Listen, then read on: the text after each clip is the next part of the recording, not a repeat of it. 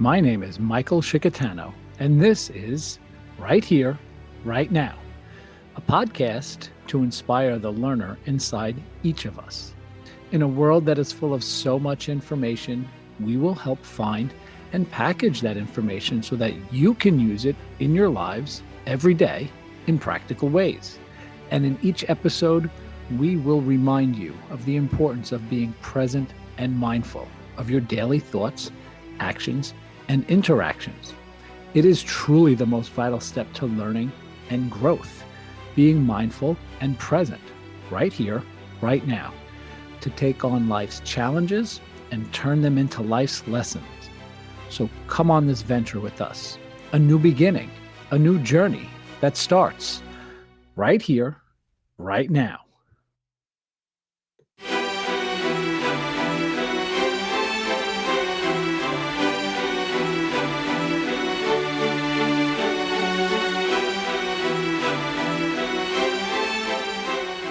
Welcome back, people. I am Michael Shikatano, and this is Right Here, Right Now, a brand new podcast where we remind you, help teach, and show you that being present and practicing mindfulness is the only way to truly learn.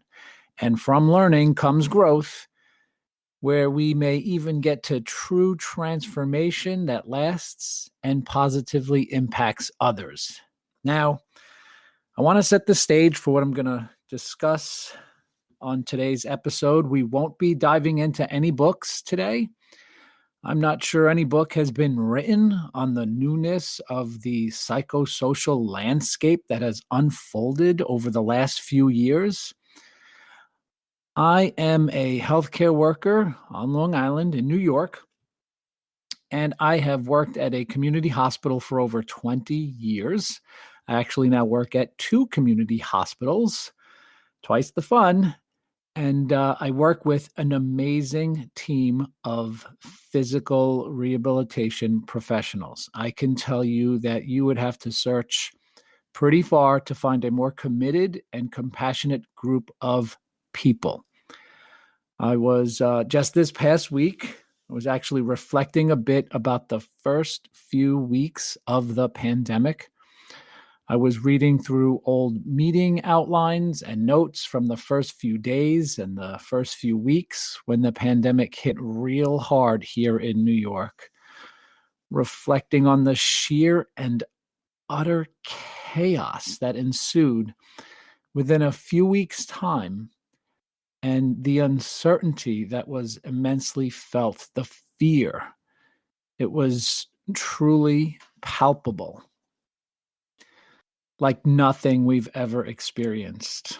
And the isolation and remoteness of the healthcare worker was an extraordinary experience, one that is actually difficult to even describe. And no amount of experience or training that existed prior to 2020 truly helped to prepare the healthcare industry for the challenges that the healthcare worker faced. This discussion today, right here, right now, will likely resonate a bit more with my healthcare worker peers. And those not in healthcare must realize that there was a different level of suffering and emotional turmoil that was endured, some of which we continue to bear to this very day as we come upon year 3 of the pandemic. Today, we're going to speak about how our brains processed the emotions related to scarcity, the feeling of not getting what we need. Experiencing scarcity in the midst of the uncertainty that the pandemic presented has evoked emotions in all of us that we were not ready for. I mean, emotions we could really never quite prepare ourselves to handle. Some of us are still trying to sort through the emotions that came through in dealing with unimaginable sickness and loss, disconnection and loneliness, scarcity, to be honest, right? It was not all that common in the US here for many Americans, right? The land of plenty. So it makes sense that we were hardly accustomed to experiencing the emotions that it evokes. And scarcity may have been something we were most familiar with when a particular Black Friday deal was gone before we got our hands on it, or maybe you experienced the all too familiar feeling of fear of missing out, right? FOMO, the fear of missing out on a social event seen in your friend's feed, something like that. But this was so different. This was serious and long lasting and global in its reach. This was sudden, unexpected, and it appears that the way some of us are handling the emotions day to day, even today, is not getting much better. And preparing to talk a little bit about this, I come to learn that scarcity is much more an economic term than a term that we hear when dealing with the psychology of society in general. And this is what you might read if you just happen to Google the term scarcity. I got this from National Geographic, its website. Believe it or not, it says one of the defining features of economics is scarcity, which deals with how people satisfy unlimited wants and needs with limited resources. Scarcity affects the monetary value people place on goods and services and how governments and private firms decide to distribute resources. I believe that the scarcity that led to the feeling, right, the feeling of not having enough or not getting what we needed was far too complex for our minds to adapt to. Forget about how we tried to manage our wallets and stock up through the imbalance of supply and demand. So maybe we didn't adapt. Maybe we just pushed through. Maybe we ignored the emotions. We forced ourselves to think that this is temporary and forced our minds to look too far ahead, past the suffering. I'm talking about all of the scarcity of goods, products, and services, but also the missing out on the emotions, the people, the events, the milestones, the connections, and the emotional turbulence it left in its wake, all of it in short supply and excess demand.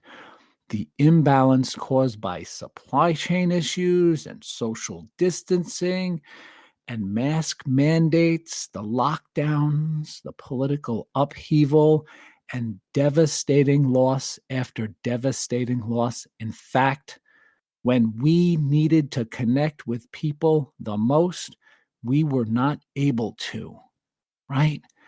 We were not able to connect in the usual way we had prior to being locked down and torn apart. And that made the imbalance in favor of scarcity more real, and I think had a greater psychological impact on so many of us.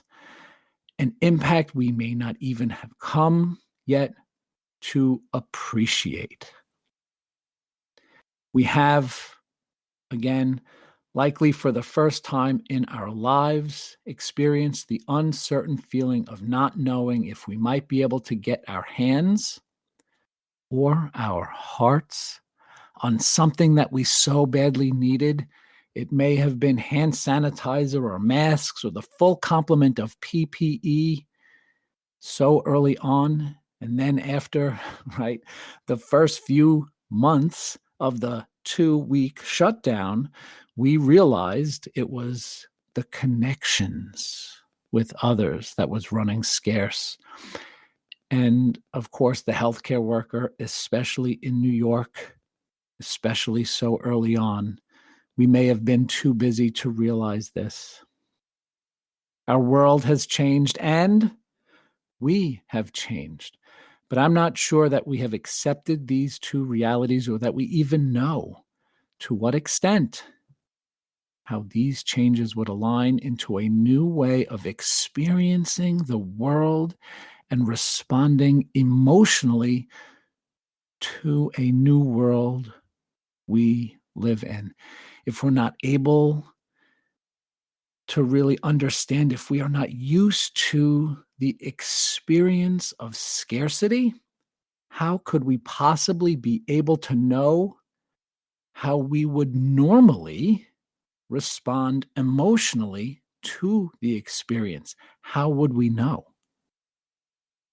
Sounds like a good time for some deep reflection and hence, right, paying closer attention to how we feel right here, right now, instead of running or suppressing or worse, convincing ourselves that we are fine or that we will be fine. And today I would like to reflect on one of the greatest scarcities that I personally felt from March of 2020 through this very moment. The scarcity that hit me the hardest, you might imagine, right, was not in the material items that were absent on the empty store shelves, though that absolutely changed who we are and how we behaved when it came to being consumers. But the thing that I missed the most over the last 2 years was something we may have taken for granted for most of our lives. We likely saw them every day. Maybe we glossed over how they made us feel. We felt it for sure, but maybe we just did not notice. We were not mindfully present of the experience that we shared with another human being, and we may not have noticed their impact until they were absent or far too scarce. Of course, I am talking about our smiles. Such a powerful signal for both the sender and the receiver of this simple gesture, whether it came from an old friend or a stranger in the store. The smiles were impactful. A smile says so much. It does so much with so little effort. Just think of what the smile might communicate to you at any given moment in any given situation if you are mindfully present in that moment. And I think that smiling or seeing a smile can change the trajectory of the moment and build a human connection that may otherwise be missed. And we know that smiles are truly contagious, and the feelings that they evoke, they often make the situation easier to manage and quite possibly turn stressful situations into positive and more bearable situations. And the scarcity of smiles, right? It came for various reasons during this pandemic. First, obviously, we have been behind a mask for the better part of the last 2 years, especially for the healthcare industry that worked in person with a mask mandate that began 2 years ago. And second, maybe it was just too difficult to muster up the energy or find the right situation where a smile seemed appropriate, mask or no mask. So we missed the smiles that were there, hidden and difficult to read even through the most robust, smiling eyes that we have seen. And we missed opportunities that we could have smiled a bit more naturally, a bit more powerfully, if we had the energy or the mindset to brave a smile. And missing out on the smiles, the scarcity of the smiles really made me think about how we must appreciate the little things more in the moments that we are experiencing them. And it's tough, right? How can we do this without having to wait until we go without for so long? This feeling forced me to think about what else is staring us in the face right here, right now, that we might be missing out on by not being mindfully present. Missing out on experiences and products or services that we have always taken for granted has certainly helped some of us to try to be more appreciative of the little things. So much of this is about paying attention to these little things right here, right now. So maybe the best way to avoid experiencing the emotions that are going along with scarcity is to have a daily practice of gratitude, having a grateful attitude, right? The simple, specific things that you notice and are grateful that you experienced: falling leaves, blooming flowers, or the sound of the wind, or a short walk in the brisk, cold air, or hopefully with a warm spring breeze in your face. All of it. And it may sound paradoxical that noticing and appreciating something more often would prevent one from feeling the void when it is missing. But it's really not how it works, right? We can become more grateful for what we have, what we experience in spite of its fragility. And now, maybe even because of its fragility, understanding better now how quickly it can be taken from us. Maybe its power comes from letting go of the control we think we have in having enough, whatever that is. Or thinking that stocking up on gratitude and feeling that having more than enough makes us believe that having plenty will somehow overcome losses yet to come. And leveling up on material items or positive emotional experience doesn't make us invincible or even less susceptible to suffering. It may even delude us into thinking that we are in control and that we do have enough. Being genuinely grateful should allow for us to realize the impermanence of all things, good and bad, the impossibility of lasting satisfaction. That's what the Buddhist teachings portray.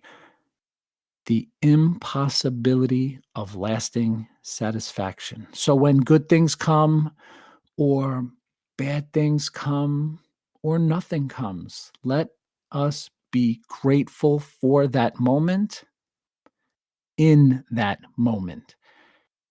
And even with suffering and loss, there is a lesson to be learned, something good to come from it if we only look for it. The blessings that we experience, the person, the connection, the achievement, the loss, the challenge, the smile, all the smiles, right? And that more of it all will come. And we never seem to realize this profound truth as we hustle through life.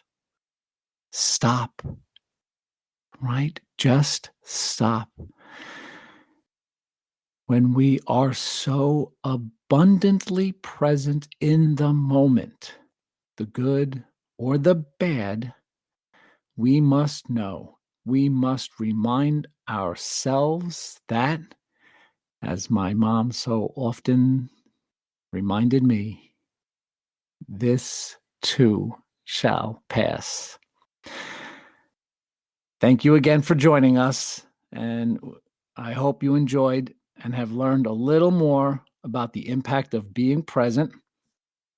Maybe you can take some time to reflect and how living in the moment is the only way to live a life of passion and gratitude, of learning and growing. And the only place and time to do that is right here, right now. See you next time, guys.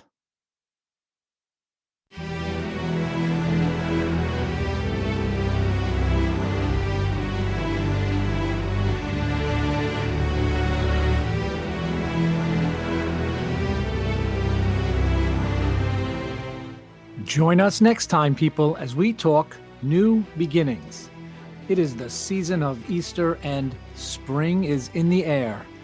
We will talk a little bit about how we can think about the path we take on this journey of life and make it a little easier to learn from the challenges that we know we will face, about how each day can be a new beginning on our destined paths in life as we learn and grow from the challenges we face.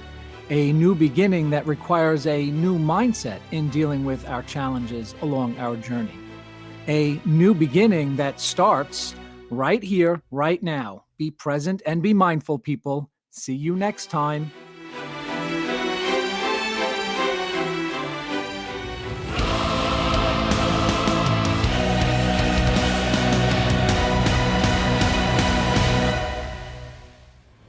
Thank you for joining us. We'll see you next time, right here, right now.